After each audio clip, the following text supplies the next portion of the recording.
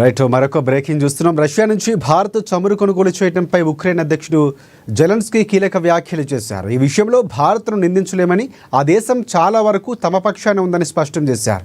అమెరికాకు చెందిన packs news ఛానల్కు ఇచ్చిన ఒక ఇంటర్వ్యూలో ఆయన ఈ వ్యాఖ్యలు చేశారు. భారత్ చాలా వరకు మా వైపే ఉంది. ఇంధన రంగంలో మాకు కొన్ని సమస్యలు ఉన్నాయి, కానీ వాటిని పరిష్కరించుకోవచ్చని అన్నారు. భారత్కు ఇంధన అవసరాలు ఉన్నాయని, ఈ సమస్యకు అమెరికా, యూరోపియన్ యూనియన్ దేశాలు ప్రత్యామ్నాయ పరిష్కారాలు చూపితే బాగుంటుందంటూ కూడా ఆయన పరోక్షంగా సూచించారు.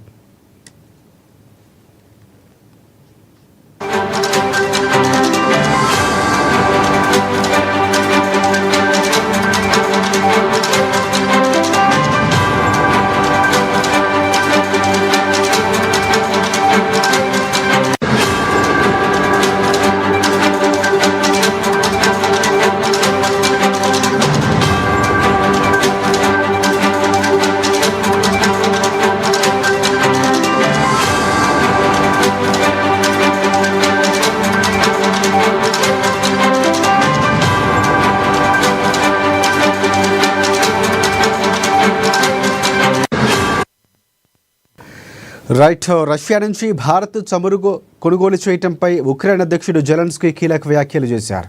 ఈ విషయంలో భారత్ను నిందించలేమని, ఆ దేశం చాలా వరకు తమ పక్షానే ఉందని స్పష్టం చేశారు. అమెరికాకు చెందిన ఫ్యాక్స్ న్యూస్ ఛానల్కి ఇచ్చిన ఒక ఇంటర్వ్యూలో ఆయన వ్యాఖ్యలు చేశారు.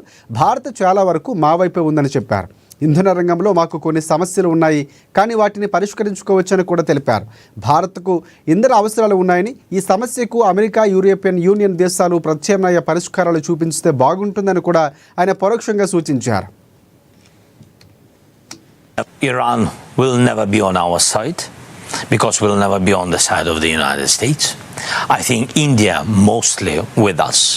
Yes, we had these questions with energy, but I think that President Trump can manage it with Europeans, make more close and strong relations with India, and I think we have to do everything not to withdraw Indians, and they will change their attitude to Russian